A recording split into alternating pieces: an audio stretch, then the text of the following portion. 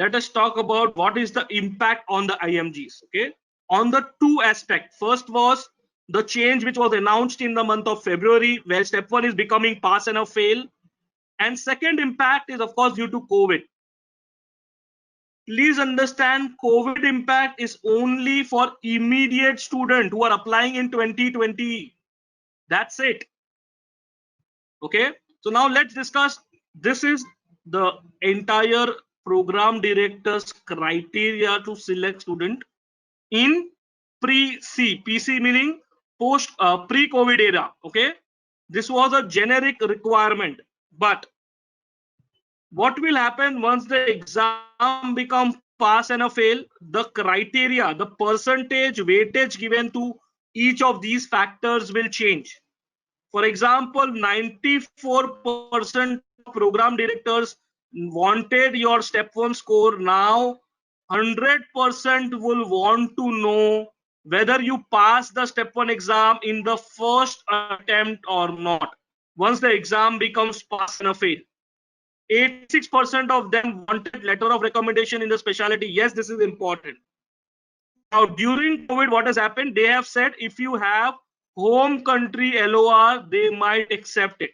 But if you are applying for admission after 2022 or 2023, you will still require the American LOR, which you get via clinical rotation. That is called as US clinical experience. Your medical school performance or your dean's letter, this is important, and this was important earlier and this is important now as well.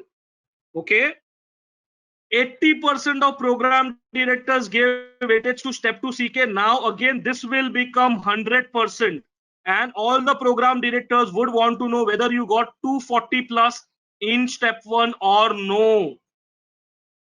This is a very, very important criteria.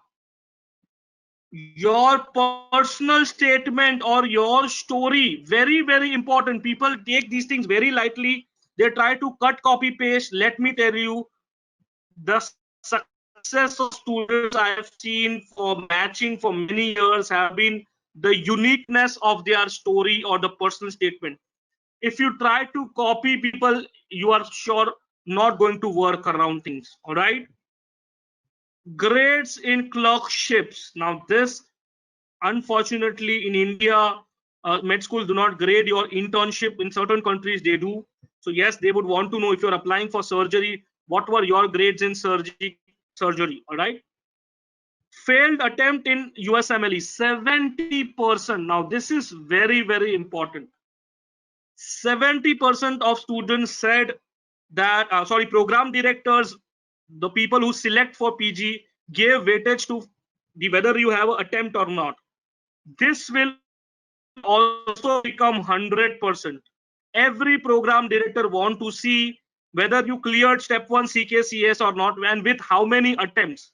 So if there are attempts, this might decrease your chances of match, and which is why we say prepare well so that you don't have attempts in your profile. What is your class ranking? Are you in top 10, 20, 25 or the top 25 percentile? In India, country like India, where med school class sizes are huge, this is a very big, kind of a thing which you can talk about. And I will give you a tip. Usually, if you by any chance are getting a distinction, or if you come in top 10, 20, 25, take an acknowledgement letter on a letterhead from your college, either HOD of that subject or the dean. Tell them, sir, it might be required for me for USMLE. And I'm telling you, this will help you, because I know in past we have used those kind of letters from the students. Commitment to specialty, very, very important. How committed you are. If you say you like surgery, you should not like it, you should love it. So you need to prove what's happening in the international arena with regard to surgery. What are you hearing about robotic surgery? Anything and everything about the field in which you are applying for. So this again is a very important criteria for admissions. All right. Your clinical rotation in the US also comes around it. And last factor, 68%. I don't know how many of you understand this. Personal prior knowledge.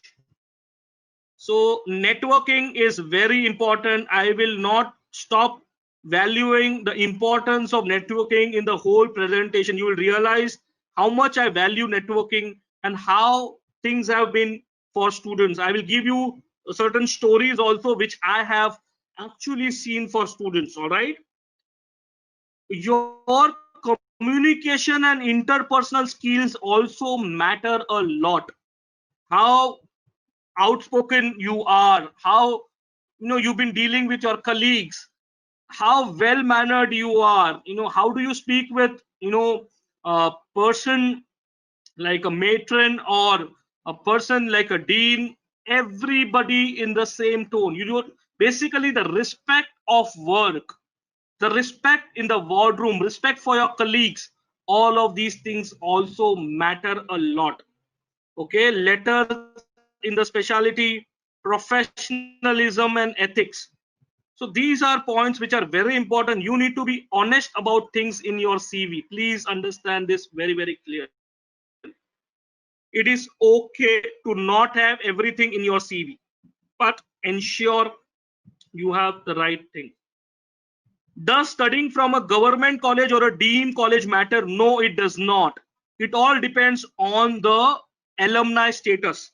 So if you have in past people from your college matching into the US program, that's all they see. They do not consider this. In the third year, Kaveti, don't bother about research. So only time to bother about research is in the first, second year when you are doing the ICMR, or then start thinking only in the internship year or in the final year. Start pitching to the people with whom you are doing rotations, your resident doctors. Those who do MD, MS with you, they have to compulsorily publish their research. All the resident doctors who do rotations with you, whom you report during your rotations, they have to publish a research any which ways to get their degree. Okay, so you can approach them for research. All right, but if you are in the first year, second year, focus on your step one exam, third first step one. Final year is usually for your examinations. First year STP, so ICMR, approach your medical school college. I have evidence-based medicine certificate. Is it helpful to me? Absolutely. Owning a certificate only does not help. What it is important is how you are justifying the entire story.